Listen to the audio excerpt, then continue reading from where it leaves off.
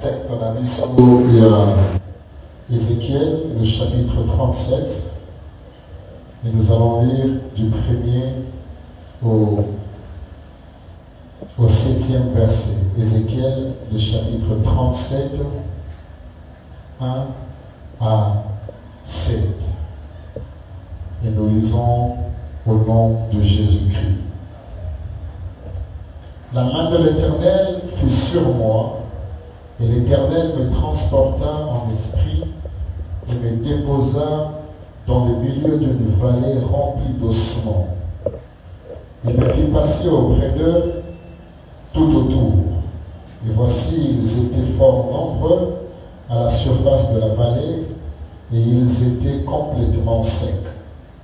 Il me dit, « Fils de l'homme, ces eaux pourront-ils revivre ?»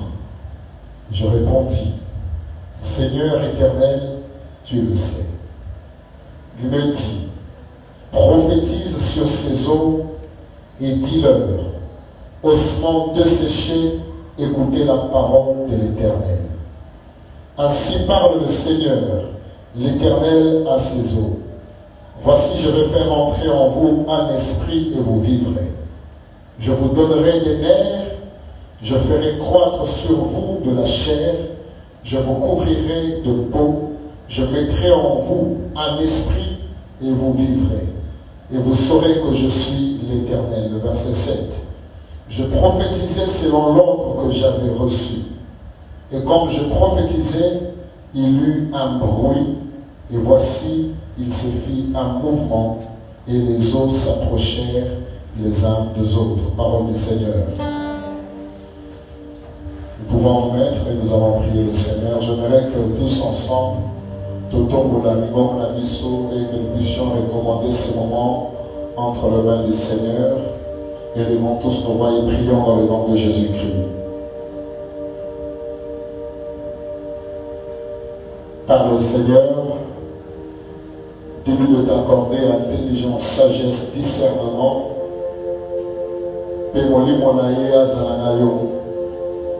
Qu'il puisse te parler, qu'il puisse nous parler en ce jour.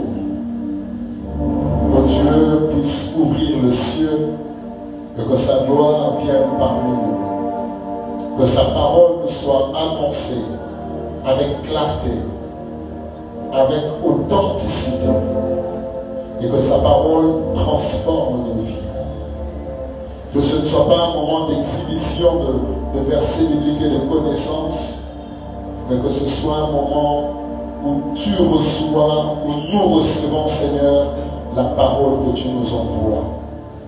Te demandons d'être avec nous du début jusqu'à la fin de ce moment, et que tout l'honneur et toute la gloire nous reviennent au seul nom de Jésus-Christ.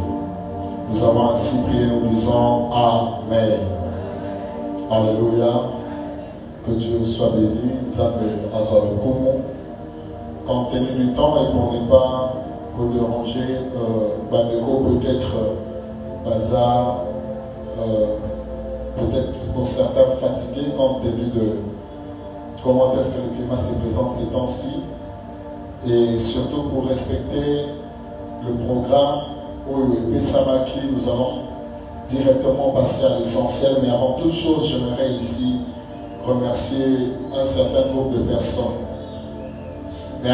J'aimerais dire merci à mon père, à Daniel Richard, pour cette opportunité, cette responsabilité où à Bessibiso, il y a côté les Maliboso, il y a Cher Naye en cette semaine évangélique, Péa Komima Liloba Nanzame. Deuxièmement, nous remercions aussi tous les hommes de Dieu qui travaillent avec notre Père. Nous voyons là l'ancien Martin, le pasteur Persus, l'homme de Dieu Élie, qui est en train de servir ailleurs, et tous les hommes de Dieu qui sont en retraite depuis le mercredi, et au Bazakosam de la bonne communauté en général, c'est-à-dire que toi aussi tu es inclus. Et j'aimerais, si cela ne va pas nous déranger, d'honorer la grâce du Seigneur qui repose sur ces saints serviteurs. Si nous pouvons acclamer le Seigneur Jésus-Christ pour cela, pour nous avoir donné, commençons par notre Père, jusqu'au dernier des serviteurs. Que Dieu soit béni pour la grâce qui repose sur ses serviteurs. Alléluia. Deuxièmement, nous voulons te remercier Yo Oenako Panalelo. Yo Okotaki Nakati la semaine évangélique depuis le dimanche où notre Père avait introduit un sujet, avait introduit la semaine évangélique. Mais mardi aux Alakiwana, mercredi aux Alakiwana, l'OBP jeudi aux Alakiwana et vendredi, le dernier jour de la semaine, Yopé Boye, juste avant la clôture du dimanche. Que notre Dieu puisse te bénir abondamment. Pour finir, j'aimerais nous déranger un peu, mais aussi dans la mission, si nous pouvons recevoir en ce lieu la précieuse présence de Jésus-Christ en acclamant le roi, en acclamant fortement le Seigneur Jésus-Christ. Est-ce qu'on peut acclamer fortement le Seigneur Jésus? Est-ce qu'on peut fortement acclamer le Dieu qui nous fait bien en ce jour? Est-ce qu'on peut acclamer le roi et le Seigneur? Alors, je ne parle pas du prédicateur, je ne parle pas de roi de Richard, mais je parle de l'artisan et l'expansion de l'élite. Il s'appelle Yehoshua Amashia, celui devant lequel aucune barrière ne peut subsister, celui devant lequel aucune limite ne peut tourner. Lorsqu'il se lève dans la vie d'un homme, aucune limite, qu'elle soit naturelle, qu'elle soit surnaturelle, que cela soit causé par ses propres péchés, aucune limite ne peut subsister. Est-ce qu'on peut acclamer le Seigneur Jésus réellement?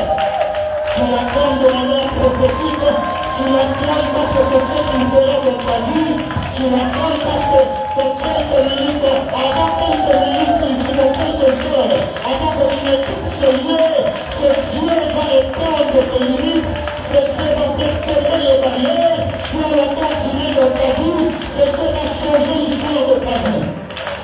C'est le Dieu que tu ne changes pas. Nos regards sont tournés vers toi, car tu es le même hier, aujourd'hui et éternellement. Si seulement tu étais un homme, si seulement tu étais comme nous autres, mais nous savons que la Bible déclare que tu n'es pas un homme pour mentir, et tu n'es pas un fils de l'homme pour te repentir. Il est écrit, ce qu'il a dit, ne le fera-t-il pas? Ce qui sort de ta bouche, tu finis par l'accomplir. Nous célébrons ton nom en ce lieu, dans le précieux nom de Jésus-Christ, nous disons Amen. Que Dieu soit béni, nous allons partager en quelques minutes cette portion des Écritures autoutikota dans Ézéchiel, le chapitre 37. Le grand thème de la mission Ezali, je suis sans limite. Tu peux m'aider, Yébissa Voisin, ça peut m'aider, je suis sans limite.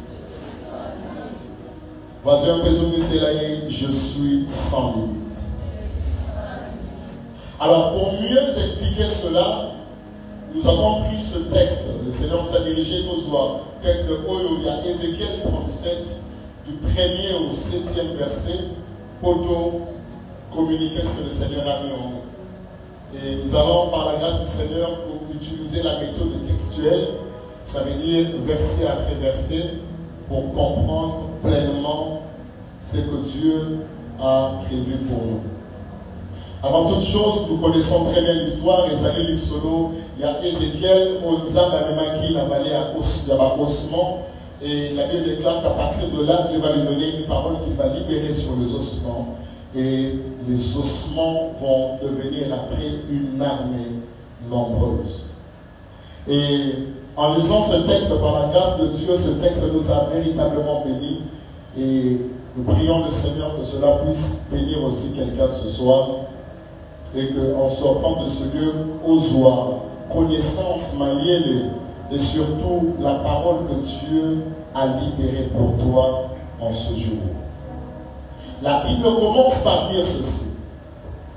Ézéchiel a que le Seigneur m'est transportant en esprit dans une vallée. Notons premièrement que l'isolé est dans une vallée. Et lorsque le prophète Ézéchiel a la vallée à Osman, il est écrit que là, au niveau de la vallée, à Kouti, des ossements desséchés. La première des choses qui attire notre attention, c'est de comprendre que si l'on parle des ossements, ça veut dire, au départ, c'était des êtres humains. Si l'on parle des ossements, ça veut dire qu'au départ, c'était des hommes vivants, comme toi et moi. On ne sait pas qu'est-ce qui s'est passé là, mais bizarrement, ces personnes qui étaient vivantes, bizarrement, il s'est fait que ces personnes sont devenues des ossements. Et lorsque les prophètes les voient, ils ne les voient plus comme étant des hommes vivants, mais ils les voient comme des ossements. Ça veut dire que ces personnes ont été tuées. Ces personnes ont connu la mort. La deuxième des choses qui attire notre attention dans ce premier verset, c'est que la Bible déclare qu'il trouve les ossements dans une vallée. Ainsi, nous comprenons par cela que lorsque les ossements se retrouvent dans la vallée, c'est là la guerre et rappelez-vous de l'histoire des enfants d'Israël et des Philistins, David et Goliath. Il fallait que l'un et l'autre quittent de là où ils étaient, de la colline, et qu'ils viennent à la vallée, parce que les guerres s'est passées au niveau de la vallée. Mais aujourd'hui, on le retrouve comme étant des ossements. Écoutez bien, il y a parmi nous plusieurs personnes. Aujourd'hui, aux hommes de la moto, spirituellement, ou par rapport à ce qu'il vit, par rapport à ce qui entoure sa vie, ces personnes sont en fait des ossements, des victimes de guerre, des personnes qui autrefois étaient en bonne santé. Mais le diable a réussi, pourquoi ils se sentaient là-bas. Aujourd'hui, leur santé ne représente plus rien. Comme un esclave, il y a un médicament. Pourquoi? Parce qu'ils ont été victimes de la guerre. Quelqu'un peut dire avec moi, victime. Ça veut dire qu'on a été confronté à notre ennemi, le diable. Je ne sais pas qu'est-ce qui s'est passé. Peut-être parce que Dieu n'était plus avec toi.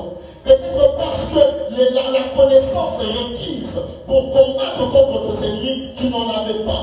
Peut-être parce que il y a ma lame, il y a ma vie, il y a ma sourd. Et à cause de ces choses, aujourd'hui tu te retrouves comme ces ossements victimes de l'ennemi.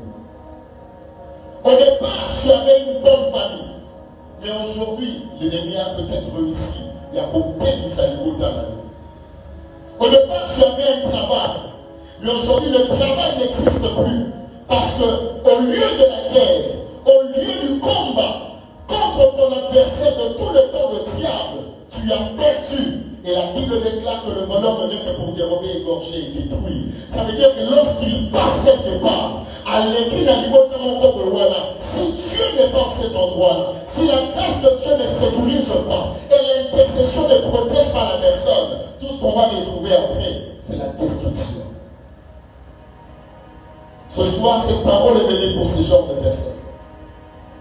Bien aimé, le fait pour lequel nous sommes ici, c'est pour la commémorer une condamnation du colonne à Yoté.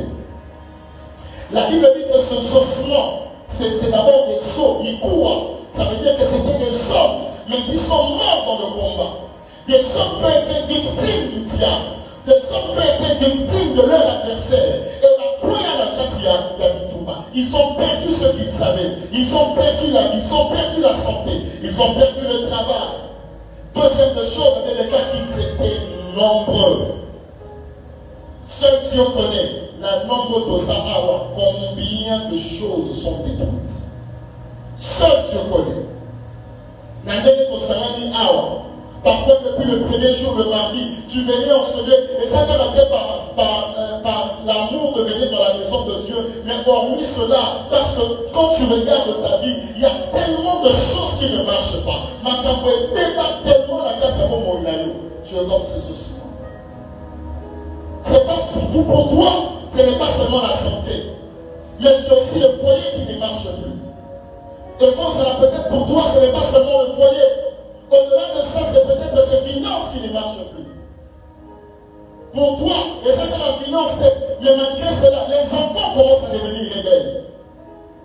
Les ossements nombreux. Alléluia.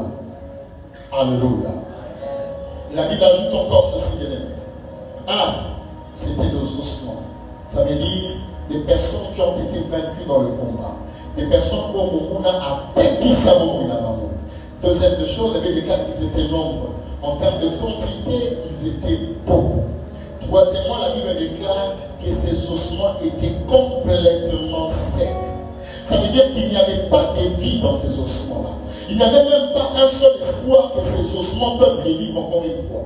Il n'y avait rien qui démontrait que ce sol-là pouvait encore avoir la vie. Rien. Peut-être que toi aussi tu regardes le café au Talabon, tu te rends compte que avec tout ce qui t'est arrivé, il y a même, tu te demandes s'il faut que je m'en sorte. Et l'autre dit non, on n'a pas pour ça là. Et s'il m'appelle, puis demain je peux m'en sortir. Il n'y a rien. Il y a de ces personnes qui sont au Seigneur. Lorsqu'on est et l'on nous c'est qu'elle est normal en état pour que Simba. Et Simba te dit au finish, tu te dis que je suis condamné à vivre tel que je suis. J'aimerais te dire que cette bonne nouvelle est venue pour toi. Lorsque tu regardes peut-être je veux dire l'amour. Certaines choses, je veux dire l'amour, on revoit. Parce que il fallait moi m'attendre, on a aussi un équipe. Et je n'ai plus d'espoir pour ces choses. Peut-être que tu tombes dans la même robot comme on est dans nos oiseaux. Peut-être que je peux encore prier pour mes frères et sœurs. Mais en ce qui me concerne, je ne peux plus espérer qu'un jour, je vais récupérer ces choses que j'ai perdues. Je vais récupérer cet état où Nazaraki l'amour. Il y a des personnes pour lesquelles les médecins ont déjà dit, toi, tu n'as plus beaucoup de temps à vivre. Tu n'as plus que quelques moments, quelques années à vivre. Prépare-toi. Et elles sont vivre parce que, de manière à ce qu'il ne réfléchit même plus pour lui. Parce qu'en soi, la voix est tellement que peut-être dans une année ou 2 ans, la zone qui est dans la. Donc, si tu as la sort, il y a là, là, tu as le bébé de Boulanga. Mais en ce qui me concerne, on a déjà dit qu'à cause du cancer que j'ai, à cause de la maladie, on a ça dans l'eau. Je dois préparer mes histoires parce que je vais partir. Espoir et ça les sous. Et même pour ceux qui vont nous suivre en ligne, bien aimés. Il est vrai qu'avec la conjoncture actuelle, il est vrai qu'avec tout ce qui se passe aujourd'hui dans le monde, de plus en plus il y a de ceux qui désespèrent. De plus en plus il y a de ceux qui s'abandonnent à la fatalité. Pourquoi? Parce que les circonstances sont condamnables à pouvoir vivre dans l'état. Écoutez, c'est pour certaines personnes, leur limite, et comme ça peut être juste méchanceté à bateau, mais il y a de ceux qui leur limite est naturelle. Ça veut dire une personne, que dans une année tu vas mourir. Et ça fait qu'il attaque, mais naturellement c'est comme ça. Il faut un peu de ça la ligne parce que bientôt là, à beaucoup de fois. Il y a des ceux qui commettent peut-être accident au début, en sautant de la tête. Et directement, en tenant compte de l'ambition, on dit il y a un boiteux, il y a un maladif. Il y a une moto qui m'a laissé ma lobby qui n'a pas encore tâté. Il y a une moto qui m'a dit que non, ma pas laissé qu'à côté. Est-ce que je peux encore espérer? Ces personnes étaient limitées. Pas seulement parce que le diable les avait condamnés, pas seulement parce que le diable les avait vaincus, mais ces personnes étaient aussi limitées par une loi naturelle qu'on appelle la mort. Toute chose dans le monde est botamaka, est kolaka, mais au finish il faut écoufa. Mais quand on peut écoufer naturellement, et quand on est sous la communauté. Impossible. La loi de la mort faisait que ces ossements ne pouvaient jamais espérer qu'un jour, ils pouvaient encore revivre. Mais peut-être que lorsque tu regardes ta vie, en tenant compte de ce que tu es, en tenant compte de ce que ta famille est, naturellement, tu sais qu'il y a certaines choses que je ne peux même pas espérer. Et pourquoi me l'engage? Peut-être que d'autres personnes peuvent vivre ça, mais il y a à cause de qui je suis, à cause du nom que je porte. À cause, il y a peut-être des caractéristiques, il y a un mot cananaï. Caractéristiques, il y a des mots cananaï. Ces choses-là ne me concernent pas. Personne dans ma famille n'a vécu ça. Et c'est quand même ça dans ma vie. Mais j'aimerais te dire une chose. Dieu m'a posé la question au prophète. La première des choses, il commence par Abani Kotal, sa prophète et taille à ossements. Il lui fait passer au travers de ces ossements. Après le décret de crafter, le problème, moi, est combattu. Mais il ne finit pas là, il pose la question. Il dit au prophète, est-ce que ce sceau peuvent encore revivre? Est-ce que ces problèmes peuvent encore être résolus? Est-ce que cette famille qui pendant des centaines d'années, 8 ans ancêtres de la maman Koufa, il Ils ont toujours été dans la bassesse et dans la médiocrité. Est-ce qu'une telle famille peut espérer se relever encore? Est-ce qu'une personne que les médecins ont condamné, la médecine a déjà condamné que l'article a 1 mois de vie, est-ce qu'une telle personne peut encore espérer? J'aime la réponse du prophète. Alors dites oui ou non. Il dit Seigneur, tu le sais. Quelqu'un peut dire avec moi, l'Éternel le sait. Tu peux encore dire plus fort, l'Éternel le sait. Dis encore comme une déclaration, l'Éternel le sait. L'Éternel le sait veut dire quoi? Pourquoi le prophète a Moïse, il a refusé d'aller en avance et dire oui ou non? Parce que bien aimé, il savait ceci. N'est impossible que ce que Dieu a dit est possible. Et là, comme ça, on dit quelque chose ça la maté. Ou on a dit quelque chose ça la maté. Mais tant que Dieu dit que c'est possible, alors moi aussi je dis c'est possible. Alors moi je ne peux pas dire si oui ou non ces choses peuvent arriver ou pas. Mais je dépends de ce que toi l'Éternel tu décides par rapport à cette situation. Je dépends de ce que tu dis par rapport à cette maladie. Si tu dis que je peux guérir de cette maladie, alors je guérirai de la maladie. Si tu dis que je peux sortir de ce problème, alors je sortirai de ce problème. Si tu as dit que malgré mon âge avancé, je peux encore me marier, alors je dirai aussi que je peux encore me marier.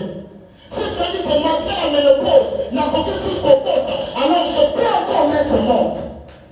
L'impossibilité n'est pas définie par la médecine. L'impossibilité n'est pas définie par l'intelligence des hommes. L'impossibilité est définie par ce que l'Éternel dit. Oh, je voudrais le dire comme une déclaration. Je le fais pour moi. Je ne sais pas qu'en est-il pour toi, mais je souhaite que ça soit la même chose. Je fais cette déclaration pour ma vie. La seule limite que j'accepte dans ma vie, c'est celle que la parole a placée pour moi.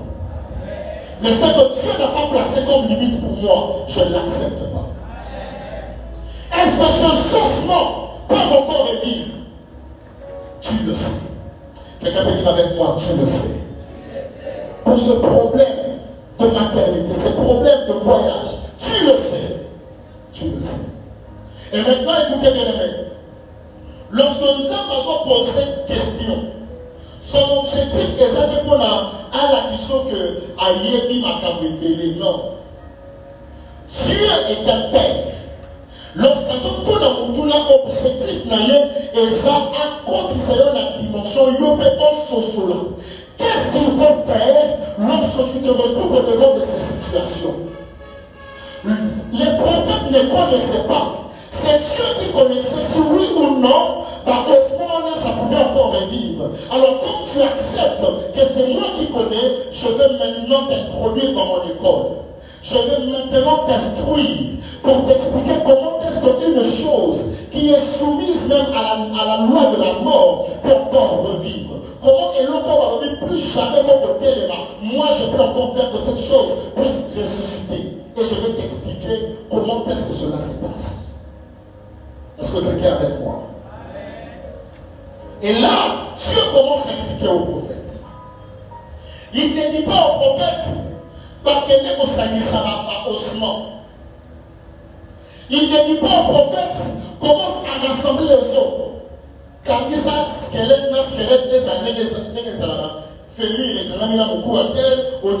ordonné, et puis maintenant, je vais voir ce qu'on peut faire pour donner la vie. Il dit ceci. Prophétise. Bien aimé, j'aimerais t'amener une bonne nouvelle. La solution pour ta limitation est dans la gesticulation et belé. Parle. Prophétise veut dire parle.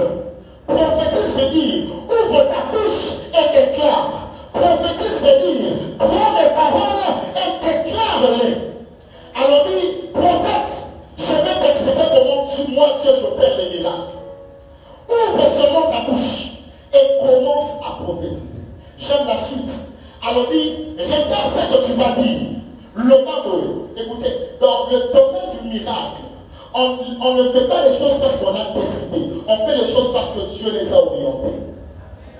Et la Bible déclare que Dieu dit maintenant au prophète, prophétise et parle aux ossements. Alors il dit, voilà ce que tu vas répéter aux ossements. Le bas, ossements desséchés. Écoutez la parole. La solution pour ces ossements, c'est trouver dans la parole de l'Éternel. Pour que ta limitation tombe, la chose à connaître, c'est qu'il te faut la parole de l'Éternel. Simplement. Écoutez.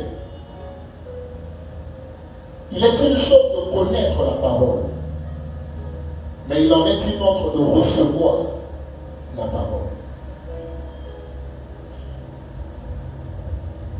La parole de Dieu est puissante. Quelqu'un le croit avec moi?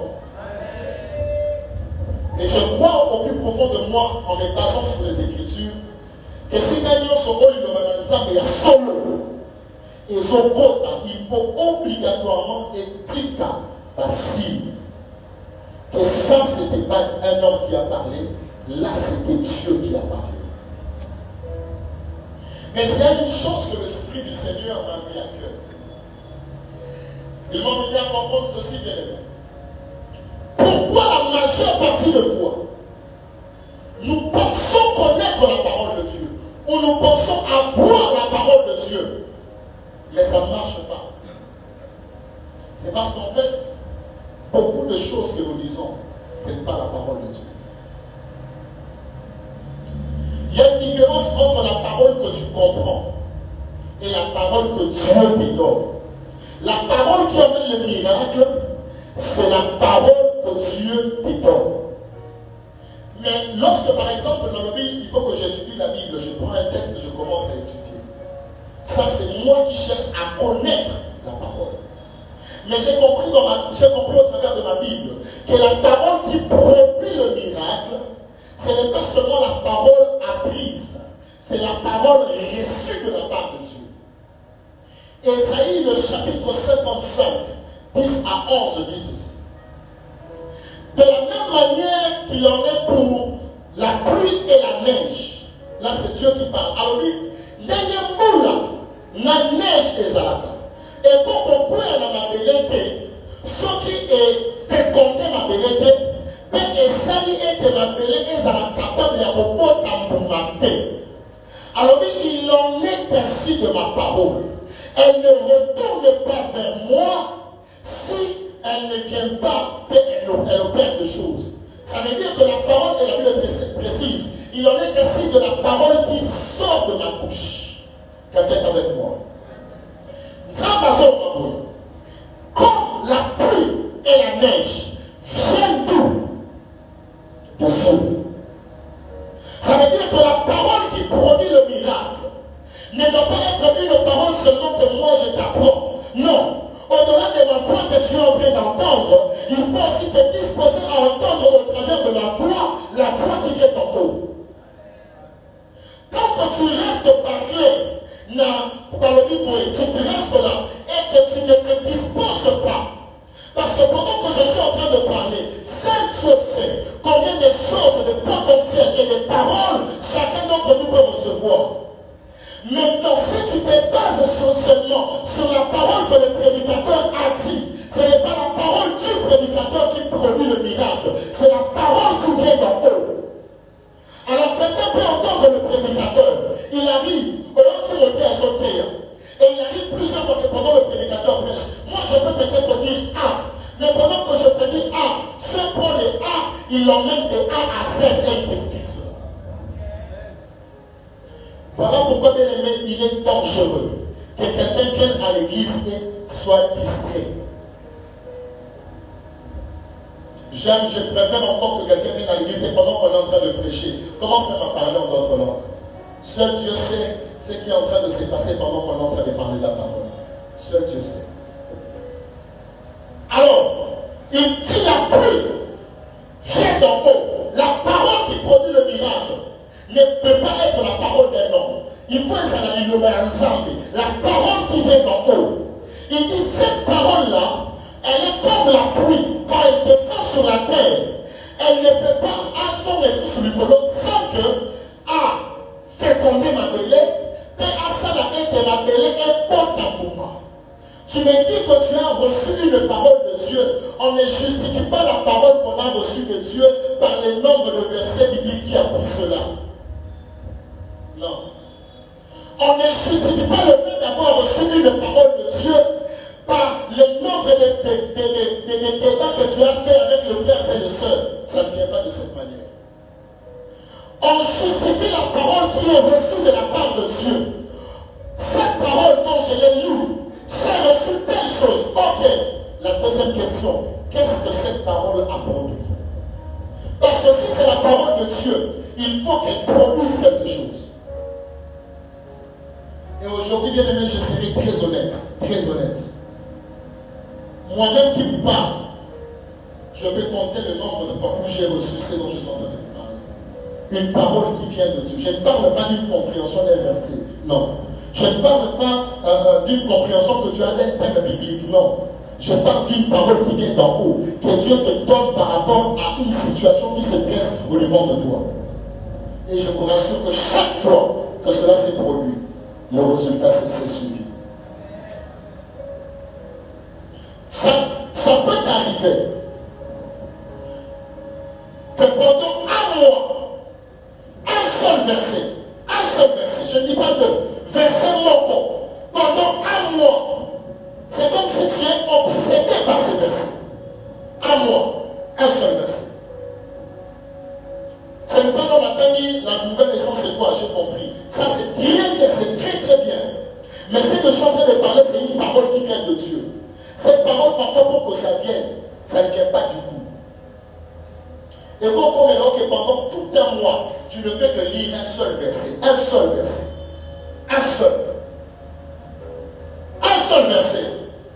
Par se mettre sûr, nous sommes guéris. Pendant un mois, 2 mois, un seul verset. Tu n'arrives plus à réfléchir à autre chose. Seulement ce verset-là. Que Dieu nous aide. Que Dieu nous aide. Bien aimé, le jour où tu reçois cette parole, c'est un peu comme de la magie. Et là, autant à chaque fois dans la Bible, parfois au tu as compris ça, mais tu n'as pas reçu cette parole comme si elle venait d'en haut. La Bible dit, Jésus dit aux disciples, il dit, car il vous a été donné de comprendre le mystère du royaume. Et Paul va expliquer dans Éphésiens à Bible que nous aujourd'hui nous comprenons ces choses par l'esprit qui aujourd'hui nous fait comprendre ce mystère, mais aux autres âges il ne leur avait pas été expliqué comme aujourd'hui, comme cela est fait par l'esprit aux saints apôtres et aux Seigneur.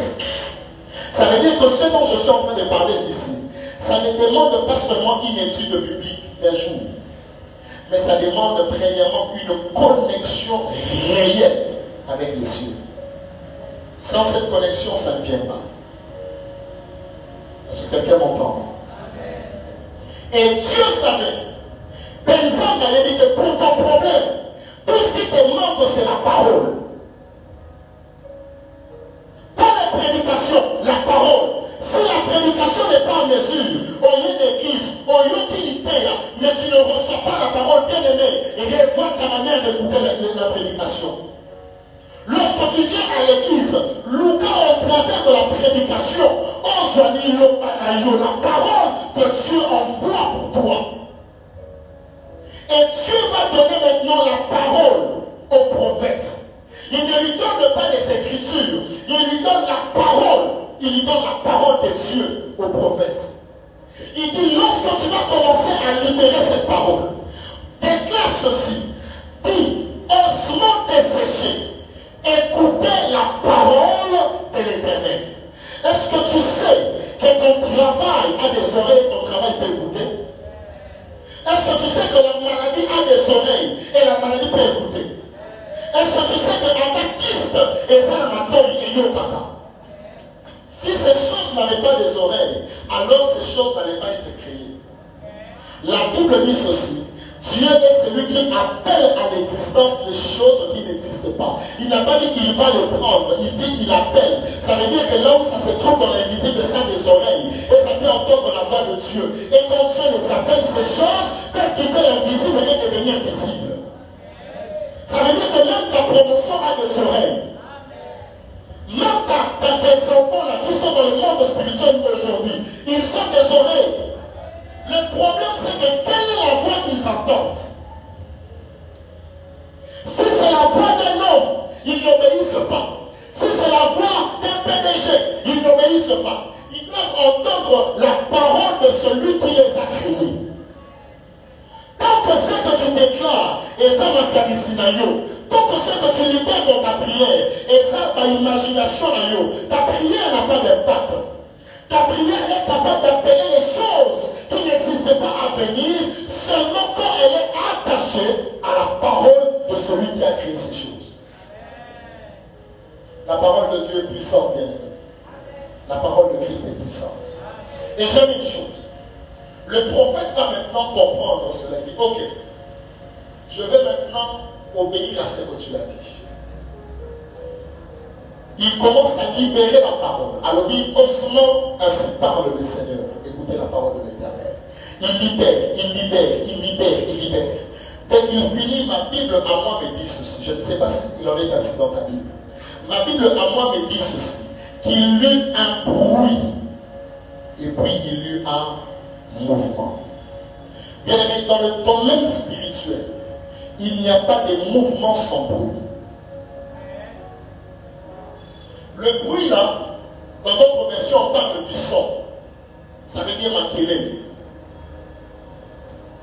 Dans le monde spirituel, chaque mouvement qui se fait, c'est parce que quelque part il y a eu un bruit. Lorsque tu vas dans une maison et que tu trouves dans une famille pendant des années 5, 10, 20 ans, 30 ans, parce que là tu vas dans la médiocrité, personne ne se levait. Mon salaire va les couper, santé va les bébés. Mais après un moment, tu te rends compte que la réalité de cette famille a changé. Rassure-toi que ce mouvement a été précédé d'un bruit. Chaque mouvement dans le monde spirituel est précédé d'un bruit. Je te pose la question. Le changement que tu veux voir pour ta vie, pour ta famille, où est le bruit que tu fais sentir? Où sont le bruit? Parce qu'il faut d'abord que ma querelle est là, et puis le mouvement est salami.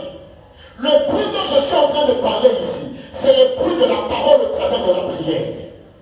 Donc quand le monde spirituel n'a pas entendu ce bruit-là, il n'y a pas de mouvement. Il n'y a pas de mouvement. Et rien n'arrive par hasard. J'ai découvert avec Dieu ceci bien aimé. Le monde dans lequel nous vivons, le monde matériel, est dirigé, dominé par ces deux choses. 1, par les temps. 2, par l'espace. Et l'autre nuance sur la pilote nous allons, on détermine soit sa position, soit son temps. Ça ne dépasse pas une certaine durée et ça ne peut pas aller jusqu'à un certain endroit. C'est limité par l'espace et c'est limité par le temps. Et ces deux éléments challengent tout ce qui existe. Parfois, il y a des ceux qui sont ici. Quand tu veux leur faire du bien, humainement tu es incapable parce que l'espace est limite. Est-ce que je parle à quelqu'un? J'ai découvert maintenant ceci, que dans le monde spirituel, l'élément commun, les dénominateurs communs et l'élément qui influence les changements, c'est la parole. C'est la parole. Lorsque tu parles, dans le monde spirituel, on n'a pas besoin d'attendre 15 ans pour que la chose se réalise. Lorsque tu parles spirituellement, la chose arrive directement. Alors, tu ne peux pas occasionner, tu ne peux pas amener un changement. Tu ne peux pas amener un changement si tu n'émets aucun bruit. Matériel les avis. Pour qu'il y ait un changement, il faut obligatoirement qu'il y ait un bruit. Quelqu'un peut dire avec moi le bruit. Quelqu'un peut dire plus fort le bruit. Seigneur, pendant longtemps j'ai été dans cette position. Ok, tu veux un changement, commence par émettre un bruit. Commence par émettre un bruit. Seigneur, pendant longtemps j'ai été malade. Ok, tu veux être guéri, commence par émettre un bruit. Et je prie Dieu, dans ce moment de prière, qu'il y ait des voix qui vont se lever et qu'on puisse émettre un bruit. On peut se mettre un peu. Maman, ton problème, ça restera intact. Ne pense pas que le temps va changer quelque chose. Si une réalité tire ses racines du monde spirituel, il n'y a que le bruit qui peut changer cela. Quand il n'y a pas de bruit, la chose reste. Mais c'est le bruit qui peut changer. Papa, son problème de travail qui pendant longtemps, aux autres, rien ne change. Je t'emmène la solution. C'est parce que dans le monde spirituel, on n'a pas encore écouté un bruit. Il faut émettre un son. Que ta voix se fasse entendre. Là, et qu'on reconnaisse qu'il y a quelqu'un qui est en train de mettre un son. En quelques minutes, est-ce qu'on peut être debout? On va émettre un petit bruit. En 1 minute. Quel est ce changement que tu désires voir? Quelle est cette limitation que tu veux voir être ôtée? Mouvement ce mouvement doit venir d'un bruit que tu es en train de mettre. J'aimerais que chacun d'entre nous puisse élever la voix et en 1 seule minute, tu vas aller préparer les choses que tu veux voir dans ta vie. Et les gens me voir dans le nom de Jésus-Christ. Commence à prier, déclare sur le nom de Jésus-Christ.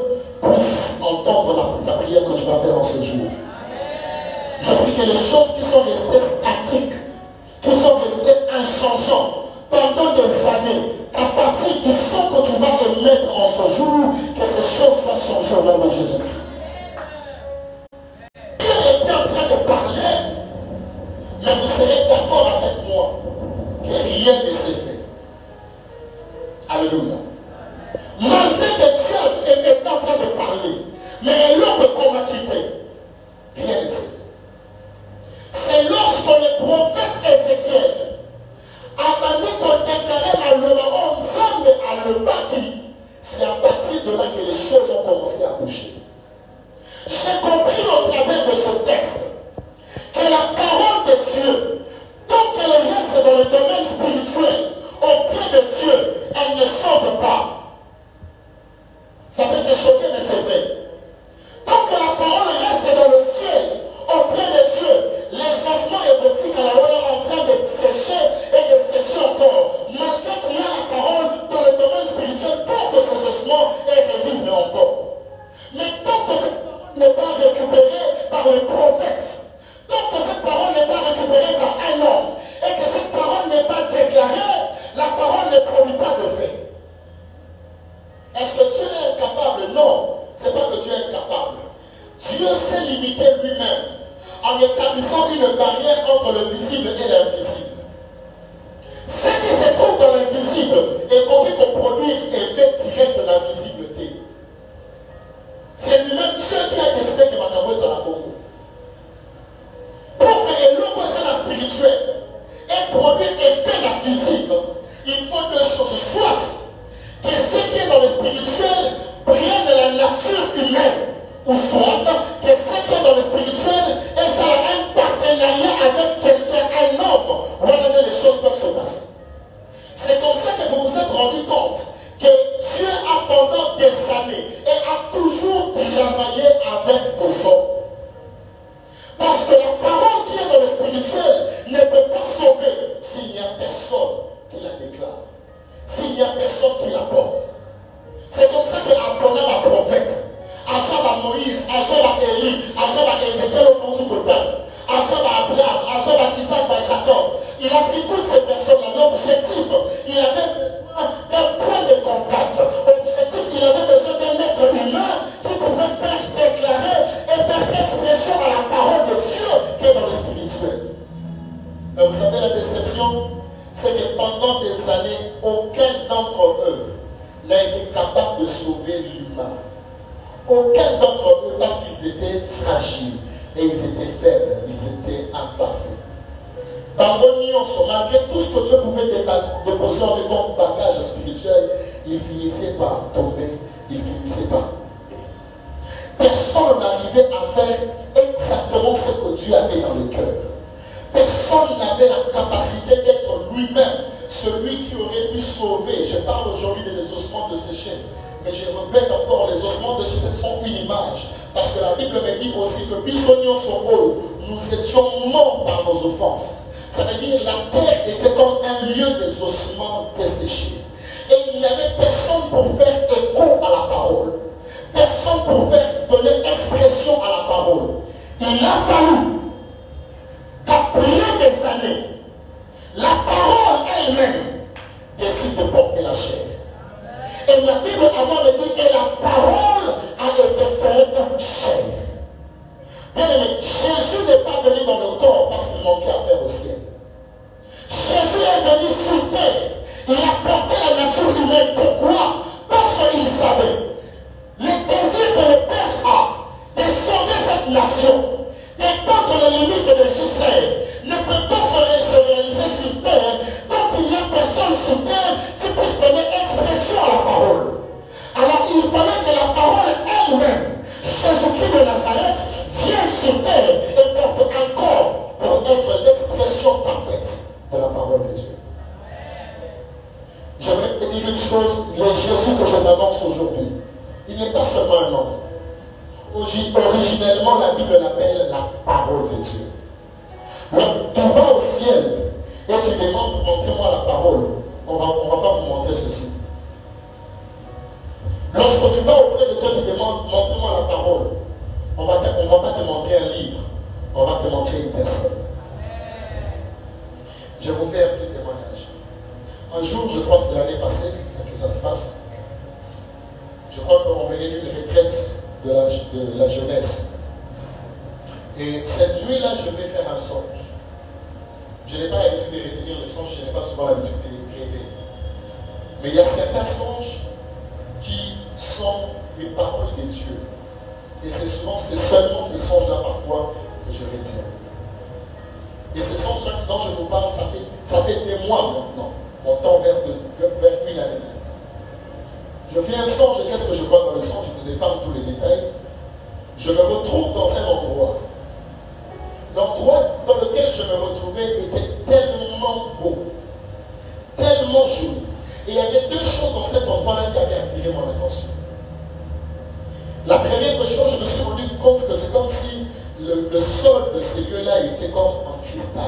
C'était comme du verre, mais ça brillait. Comme du verre, mais ça brillait. C'était comme le cristal, ça brillait. La deuxième chose dans cet endroit-là qui m'a frappé, c'est que je me suis rendu compte qu'en cet endroit-là, il y avait une intense lumière. Au point où, pour voir atteindre et éliminer la gamme, il n'y avait pas d'ombre. Il n'y avait pas d'ombre. C'est comme si la lumière venait de partout.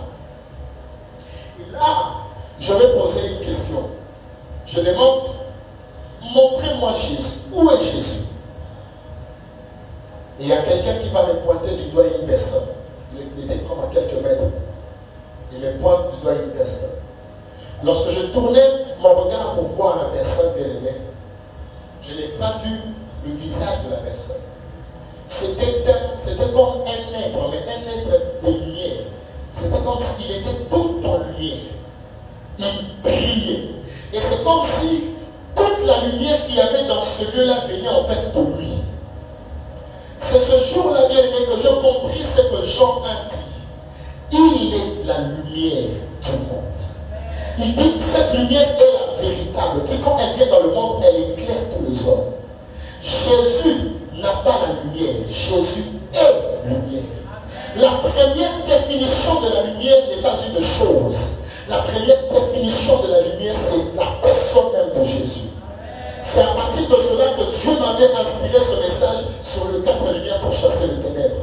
Et c'est ce jour-là que je compris, en fait, la Bible ne nous raconte pas de fable. Jésus est lumière. Et de la même manière, Jésus n'a pas seulement une parole à te donner. Si tu attends que je t'amène une parole pour te donner aujourd'hui, ce n'est pas ce que je vais faire. Parce que ma première définition de la parole, c'est la personne de Jésus. Ce n'est pas une chose qu'on peut toucher ou bien une phrase, non. C'est la personne même de Christ Jésus. Quelle est cette parole dont j'ai besoin aujourd'hui, comme Ézéchiel, pour que mes ossements puissent revivre encore? Je ne t'emmène pas une phrase, je t'emmène un homme. Peut-être que tu t'attendais que je te dise, va, dans la vie, soulève la jambe. Je ne te donnerai pas toutes ces choses, parce que la solution ne se trouve qu'en la personne de Jésus-Christ. Autrefois, il n'était pas connu. On l'a appelé de tous les noms possibles, mais parce qu'on ne le connaissait pas. Mais nous connaissons qui il est. Il est la parole de Dieu. Il est le commencement de toutes choses. Et c'est cette parole qui est venue porter la chair. La Bible déclare que tu n'as voulu ni sacrifice ni holocauste, mais tu m'as formé un corps.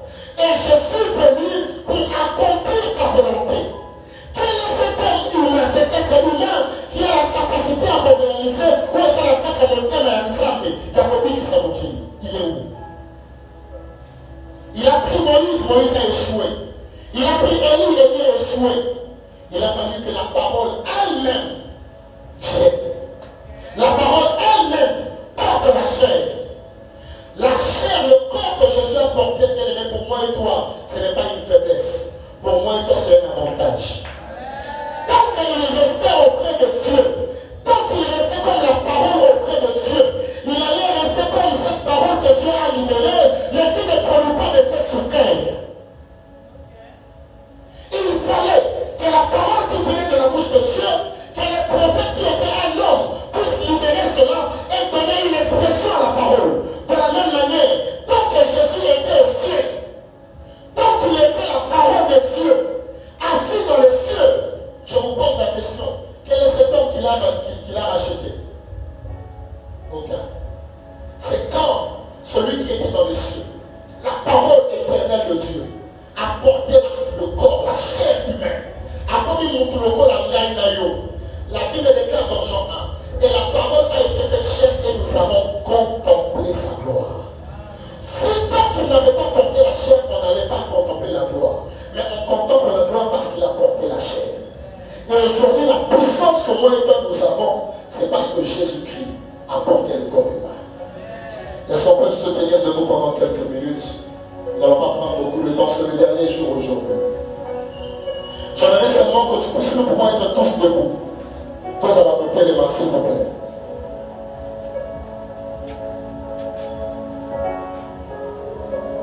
Nos yeux fermés.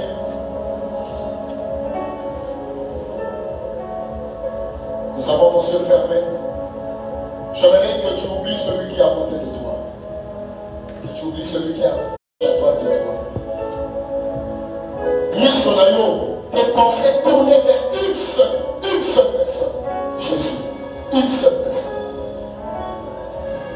Mais de côté tous les problèmes que tu as fait, les difficultés, les procédures qui ont échoué, oublie toutes ces choses. Focalise-toi sur la personne de Jésus-Christ.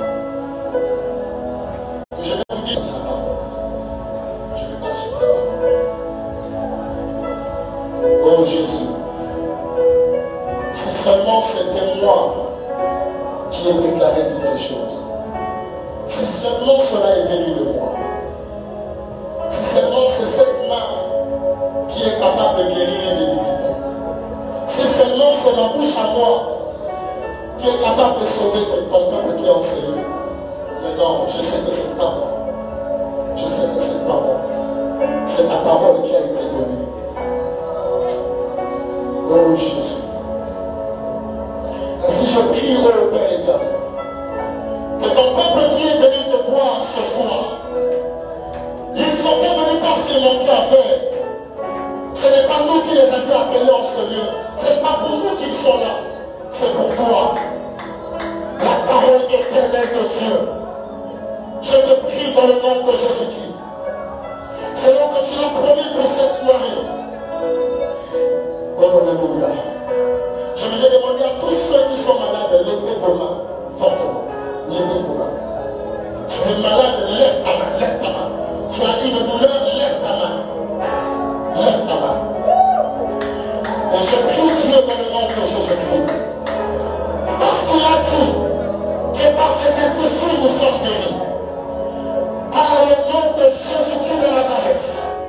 J'ordonne maintenant à toute maladie, quelle que soit ton origine, quel que soit le temps que tu as passé dans ce corps, par le nom qui est au-dessus de tout nom, maladie et tout le sang de la foi, qui transporte la parole de l'Éternel. Et je t'ordonne à l'instant même, libère, libère, libère, libère, libère, libère, libère, libère, libère, libère, libère, maladie vacante.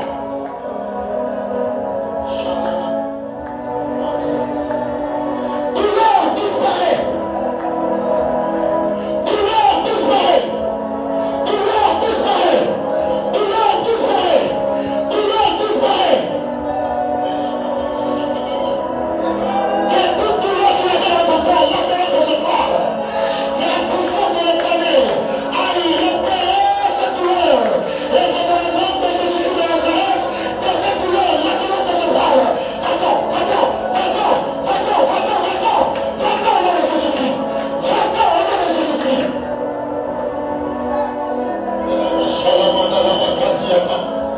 Les dysfonctionnements qu'il y avait dans tes organes, au nom de Jésus-Christ de Nazareth, que la parole de l'Éternel puisse régler cela au nom de Jésus-Christ.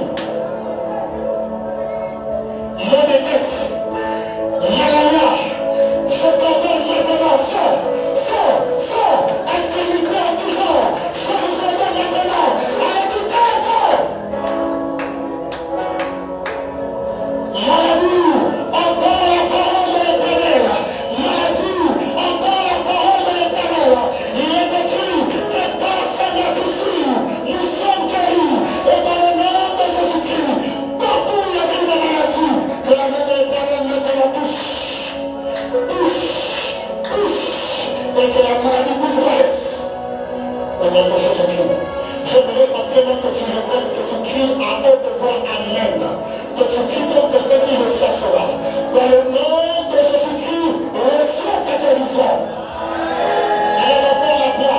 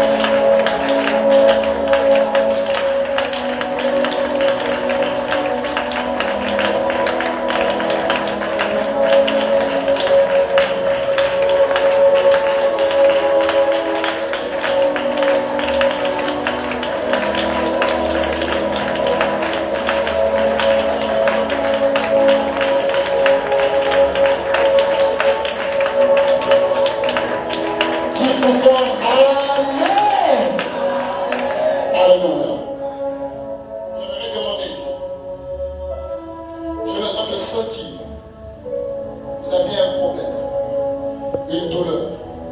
Pendant la prière, vous avez reçu le signe de votre guérison. Je vous demanderai une seule chose, s'il vous plaît, c'est très important. Approchez devant et témoignez le Seigneur que ça puisse nourrir et bénir ceux qui ne croient pas. Tu étais malade, mais pendant la prière, après la prière, ou bien pendant que nous sommes en train de prier, tu as senti que la maladie est partie. La douleur que tu avais, tu peux même checker sur aux amis, n'a pas si tu essaies, tu regardes. Donc quand tu te rends compte que cela est parti, tu peux venir devant et témoigner le Seigneur. C'est très important. Très important. Gagnons le corps. Ne rentre pas avec ça parce que dans le domaine de la guérison, lorsque tu vis quelque chose, il est important de témoigner pour attester cela et établir cela comme fait. Tu avais une douleur, mal de tête, ou un problème que tu ressentais au-dedans de toi. Et pendant que nous sommes en train de prier, tu as senti que Dieu t'a touché et que tu as été guéri. Ne crains pas en disant que moi, on a bien qu'après la sommité, ils ont mis souvent. Crois, viens. La guérison, ce n'est pas souvent comme ça.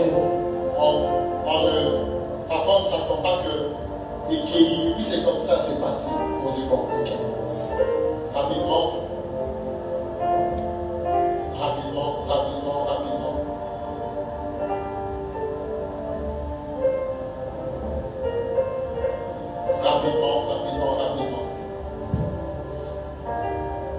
Je te demande pourquoi est-ce que je t'attends. J'attends que tu puisses croire, que tu puisses checker et que tu viennes témoigner le Seigneur. Même si c'était juste le mot de tête, viens.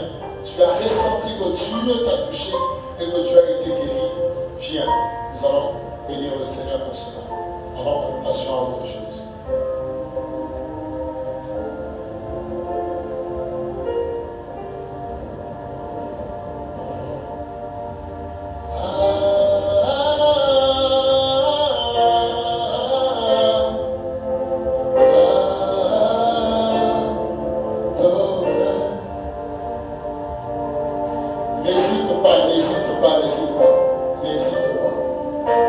N'hésite pas.